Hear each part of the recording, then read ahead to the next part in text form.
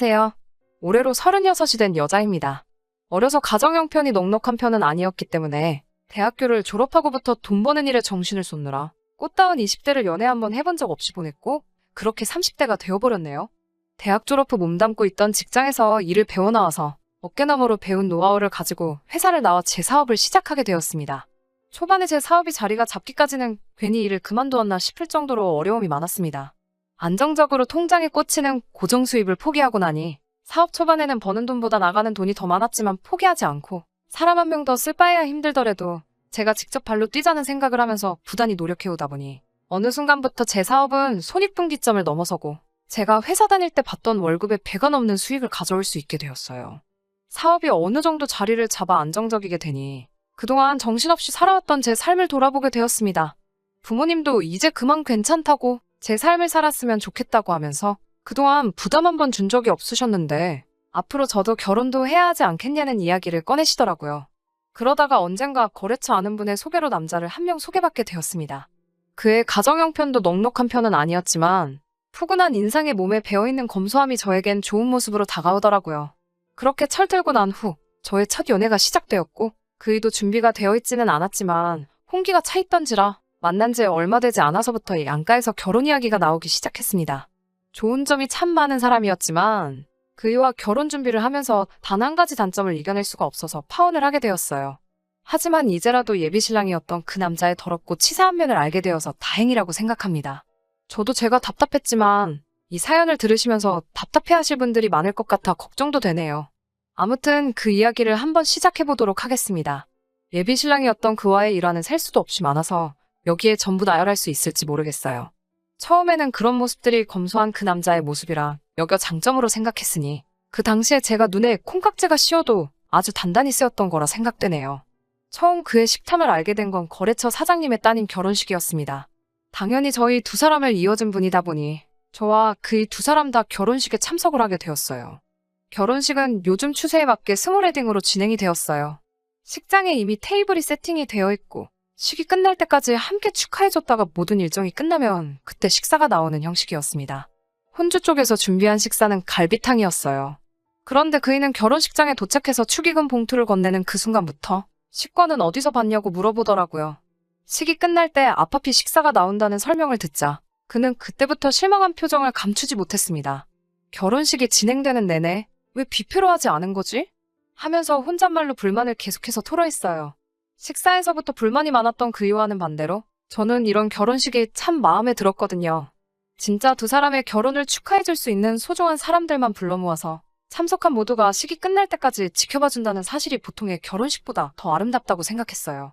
정성스레 인원수대로 준비한 갈비탕 또한 대량 조리한 뷔페 음식보다 훨씬 정성있고 맛있을 거라 생각했지요. 그이는 이미 식이 시작할 때부터 입이 대빨 나와가지고서는 식사가 뷔페였으면 축의금 본전은 뽑아서 갈 텐데 갈비탕은 동네에서도 10,000원이면 먹을 수 있는 거 아니냐고 계속 궁시렁대더라고요. 하도 불만이 많아 보이니 그이에게 뷔페는 나중에 둘이서 근사한 데로 가자고 그 달은 특히 장사가 나쁘지 않아 여유가 있었기 때문에 그런 식으로 불만투성이었던 그이를 달랬습니다. 케이크 커팅이 끝나고 웨딩드레스를 곱게 차려입은 신부가 결혼식에 참석한 모든 분들에게 와주셔서 감사하다고 인사를 건네는데 그 모습이 그렇게 예뻐 보일 수가 없었어요. 불편한 걸음으로 결혼식에 참석한 모두에게 감사하다 인사를 전하는 게 저도 이런 결혼식을 올렸으면 싶더라고요.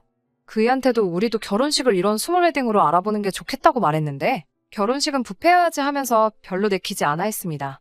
요즘 식을 끝까지 보는 사람들이 어딨냐고 축의금 받고 취향껏 먹을 수 있게 뷔페로 하는 게 좋다고 고집을 굽히지 않았습니다.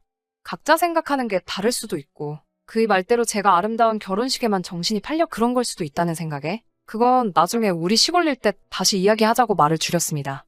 모든 식이 끝나자마자 5가지 반찬이 정갈하게 차려진 갈비탕이 앞앞이 세팅이 되더라고요. 그이는 이게 뷔페였으면 갈비찜만 먹어도 갈비탕에 들은 갈비보다 몇 대는 더 먹었을 거라고 하면서도 음식이 나오니 탕에다가 밥까지 말아서 엄청 잘 먹더라고요. 그이는 벌써 탕에 들은 갈비를 끝내고 국물에 말아버린 밥과 몇 가지 밑반찬만 집어먹으면서 제 갈비탕을 계속 뚫어져라 쳐다보고 있었어요. 저도 식사를 거의 끝마친 상황이기는 했는데 저한테는 양이 많은 편이라서 이미 배가 부르기도 했고 갈비에 붙어있는 살을 뜯어먹기엔 조금 주변 사람들 눈치도 있고 해서 살코기만 발라먹었거든요.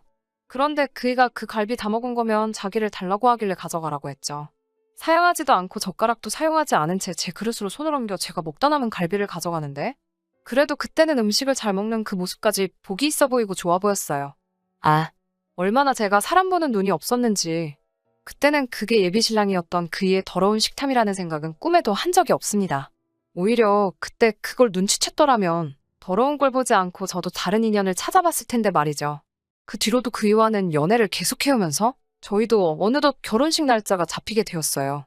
제가 모은 돈과 부모님이 돈을 보태주신 게 2억 정도 되었고 예비 시댁과 그이가 준비한 돈이 1억 5천 정도 되었어요.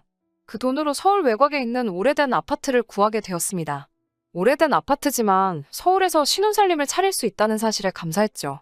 손재주가 좋은 그이가 업체를 쓰는 대신에 리모델링과 인테리어를 하기로 하고 필요한 혼수들까지 남편이 채우는 조건으로 반반 결혼을 하게 되었습니다. 처음 며칠간은 그이 혼자서 아파트에 들어가 퇴근 후에 작업을 시작했는데 혼자서는 못하는 부분이 많아서 결국에는 저까지 나서서 리모델링을 도와주게 되었어요. 그래서 그 아파트에서 남편 퇴근 시간에 맞춰 공사를 시작하게 되었고 나중에는 간이침대 2개를 가져다 놓고 혼전동거 형식으로 살게 되었습니다. 가끔씩은 업체한테 맡길 거라는 후회가 들기도 했지만 그래도 제가 살 집을 직접 손본다는 게 재밌어서 딱히 불만은 갖지 않았어요. 둘이서 함께 하나씩 고쳐나가는 게 재밌는 부분도 있어서 그런 점도 추억거리가 하나 생긴 것만 같아 썩 나쁘지만은 않더라고요. 하지만 그의 더러운 식탐 때문에 결국 이 사단이 나고 말았습니다. 바닥 타일을 끝내고 벽지까지 전부 다 끝낸 날이었어요. 3일이나 걸렸고 조금씩 벽이 우는 부분도 있었지만 다 끝내고 나니 오래된 아파트라는 느낌이 들지 않을 정도로 쾌적해 보였습니다. 그래도 나름 의미 있는 날이다 보니 저녁을 배달 음식을 시켜 먹기로 정하게 되었고 메뉴는 치킨으로 정했어요. 얼마 안 있어서 음식이 도착했고 인터폰이 울렸어요. 현관문을 열어주려는데 인터폰이 손에 있지 않아서 그런지 오래된 아파트라 고장이 난 건지 문이 잘 열리지가 않더라고요. 그이가 자기가 가서 가져오면 되겠다고 하고 밖으로 나갔어요. 그런데 음식 받으러 간 그이가 5분이 넘도록 돌아오질 않는 거예요.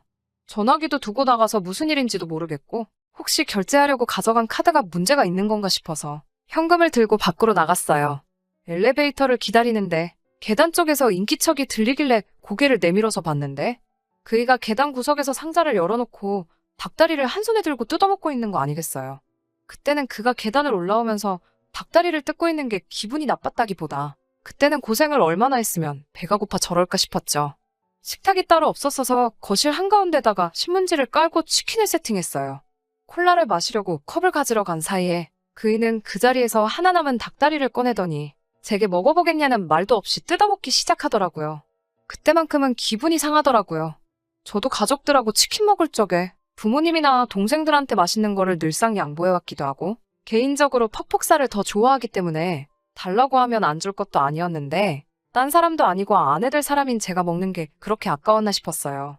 조금 빈정이 상하긴 했지만 거기서 한번 또 참고 치킨무 껍데기를 까서 국물을 싱크대에 버리고 있었어요. 그이가 그런 저를 보더니 야! 야! 하고 소리를 지르면서 이게 뭐 하는 짓이냐며 제 쪽으로 뛰어오더니 저를 확 밀치더라고요. 손에는 방금까지 뜯어먹던 닭다리를 쥔 채로요. 그이가 저를 밀치면서 팔꿈치를 싱크대에 부딪혀서 아파하고 있는데 그런 저는 안중에도 없고 저한테 치킨무 국물을 왜 버리냐고 고래고래 소리를 지르기 시작하더라고요. 완전 미식가의 빙의에서는 치킨무 국물이 느끼할 때 얼마나 개운하고 맛있는 줄 아냐면서 한 소리를 하고 있길래 그때 감정이 북받쳐 올라서 그걸 가지고 뭐라 한마디를 했죠. 치킨무 국물 버린 거 가지고 너무하는 거 아니냐고. 닭다리를 혼자서 다 처먹은 것 하며 어차피 나는 퍽퍽살이 더 좋아서 닭다리는 관심도 없는데 고작 치킨무 국물 버린 거 가지고 치사하게 그랬어야만 했냐고요. 그이는 머쓱해졌는지 그제서야 저한테 사과를 했고 저도 놀라서 그런 거지 부딪힌 곳이 그렇게 아프지 않아서 그냥 참고 넘어갔죠. 그런데 그이는 제가 용서해줬다는 사실보다 제가 퍽퍽살 위주로 먹는다는 말이 더 기분이 좋았었나 봐요. 날개를 자기 접시에 덜더니 날개도 자기가 먹어도 되겠냐고 그제서야 물어보더군요. 더럽고 치사해서 안 먹는다고 그렇게 먹고 싶으면 너 다 먹으라고 했죠. 그날 이후로 예비 시어머니와 통화할 일이 생겨서 그날의 이야기를 했습니다. 예비 시모는 옛날에는 안 그랬고 저처럼 형제들한테 먹을 거 양보해주고 그런 아이였다고 예비 신랑을 옹호해주더라고요. 형제들한테는 양보해주고 저한테는 왜 양보를 안 해주냐 되물었더니 그때 못 먹은 게 한이 돼서 그러는 것 같다고 저보고 이해 좀 해달라고 하더라고요. 형제들한테 양보했다는 말에 그게 무슨 기분인지 저도 정확하게 알고 있었기 때문에 그 이야기는 더 꺼내지 않고 그냥 넘어가기로 했습니다. 하지만 정말 진심으로 참을 수 없는 사건이 그날이 지나고 일주일이 채 지나지 않아서 일어나고 말았습니다.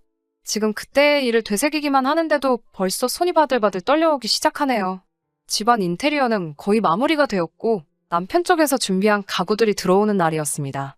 조금 게으름을 부렸나 뒷정리할 게 많이 남아있어서 저는 가게를 그날 직원에게 사정을 말해 하루를 아예 맡기고 일정을 정리했고 그이는 반차를 내고 점심 이후에 같이 도와주기로 했습니다. 정리할 게 많아서 그냥 월차 전부 다 쓰면 안 되겠냐고 물어도 봤는데 그날 회사에서 점심으로 중국집에서 회식을 하기로 했다면서 공짜밥인데 먹고 와야지 않겠냐고 하더군요. 그이가 중국집에서 음식을 싸온다는 건 기대도 안 했지만 그렇게 먹고 싶다니 그러라고 했죠. 그이를 출근시키고 아침 내내 정신없이 청소하는데 시간을 다 보냈습니다. 그러고 나니 조금 허기가 지더라고요.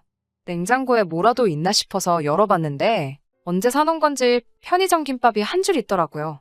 뭐 해먹기도 귀찮고 김밥이면 간단하게 먹을 수 있으니 그걸 꺼내 먹었어요. 편의점 김밥이라 그런지 김밥 속은 거의 없고 김하고 밥밖에 없는 게 맛도 더럽게 없었습니다. 김밥은 꼬다리가 맛있는 법인데 도무지 물 없이는 넘어가지도 않을 것 같아서 끄트머리 2개 남겨놓고 다 먹지도 못했네요. 점심시간이 지나고 생각보다 조금 늦게 그이가 집으로 돌아왔는데 웬일로 손에 검은 봉다리를 한 개 들고 들어오더라고요. 저 혼자 집에서 점심도 못 먹었을 테니 당연히 저 먹으라고 제 점심을 포장해온 줄 알고 내심 기특하기도 했어요. 그런데 그이는 싱크대 옆에 제가 먹다 포기한 김밥을 보더니 돌변해서는 너가 이걸 왜 먹냐고 하면서 불같이 화를 내기 시작하는 것 아니겠어요. 그 모습에 살짝 겁이 나서 정리하고 나니까 허기가 져서 먹었다고 자초지종을 이야기하는데 제 이야기는 들을 생각도 없이 핸드폰으로 편의점을 검색하더니 여기 가서 당장 똑같은 걸로 다시 사오라고 하더군요. 집 근처에 똑같은 편의점이 있지만 집에서 꽤 떨어진 다른 아파트 단지에 있는 같은 이름의 편의점으로 가라고 하는 말에 뭐하러 거기까지 가야 하냐 물었더니 집 근처에 있는 편의점은 자기가 전날 마지막 남은 걸 사온 거니 여기에 가야 있을 거라고 하면서 입에 아주 개거품을 물면서 성질을 부리길래 저도 오만정이 떨어져서 제가 김밥을 왜 사오냐고 같이 화를 냈어요. 배고파서 김밥 좀 먹었기로서니 이런 식으로 나오는 게 어딨냐고요. 한참을 그걸로 티격태격하다가 그이가 포기했는지 휙 하고 돌아서서는 그이가 들고 온 검은 봉지를 주섬주섬 열더라고요. 그 안에는 중국 음식이 아니고 웬 시장에서 파는 것 같은 떡볶이가 들어있었어요. 그이의 뒤에다 대고 떡볶이 사왔으면 그걸 먹으면 되는 걸 고작 김밥 한 줄 가지고 딴 사람도 아니고 결혼할 상대한테 너무하는 거 아니냐고 성질을 내고 있으니 그이가 떡볶이 포장을 뜯더니 싱크대에 부어버리더라고요. 그 모습에 그건 또 왜 버리냐고 화를 냈더니 너는 아무것도 모른다면서 이 떡볶이는 그 김밥과 같이 먹으면 얼마나 맛있는 줄 아냐고. 그런데 제가 그 김밥을 먹어버려서 자기의 하루를 망쳤다고 노발대발 하더라고요. 저도 더 이상은 참을 수가 없어서 그이에게 내 집에서 당장 나가라고 소리를 고래고래 지르며 한바탕 했습니다. 그 와중에도 저한테 사과할 생각은 안 하고 현관문을 부서져라 쾅 하고 닫고는 나가버렸습니다. 얼마 안 있어서 예비시모한테 전화가 한 통 걸려왔어요. 저를 이해시키려고 별말도 안 되는 이야기를 하시길래 고작 김밥 한 줄 가지고도 앞으로 평생을 함께 보낼 사람한테 저 지경으로 달려드는데 같이 살았다가 무슨 봉변을 당하겠냐며 제 마음을 돌릴 생각은 추호도 없다고 이야기를 했죠. 진심 어린 사과를 기대했지만 예비시댁은 그 일을 시켜서 제 마음을 어떻게든 돌릴 생각은 하지 않고 아파트에 묶여있는 지들 돈 이야기부터 꺼내더군요. 제 사업장을 담보로 자바대출을 받던지 해서 그 돈은 고스란히 돌려줄 테니 앞으로 저에게 연락도 하지 말라고 했습니다. 벌써 이 이야기가 4년이나 지난 일이네요. 정말 여태껏 연애 한번 못 해본 게 제가 사람 보는 눈이 이렇게 안 좋았나 싶은 생각이 들 정도로 후회가 많이 남기는 합니다. 그래도 덕분에 요즘같이 집값이 미쳐 날뛰고 있는 서울의 아파트 하나는 건지게 되었네요. 저는 능력 있는 여자니까 그런 놈 말고 저를 진정으로 위해주는 사람을 만나라고 하늘이 저에게 그 사람을 보내준 게 아닐까요? 앞으로 저한테 좋은 소식이 있도록 사연 들으신 여러분들께서 저희 앞날을 응원해 주셨으면 감사하겠습니다. 끝까지 들어주셔서 감사합니다.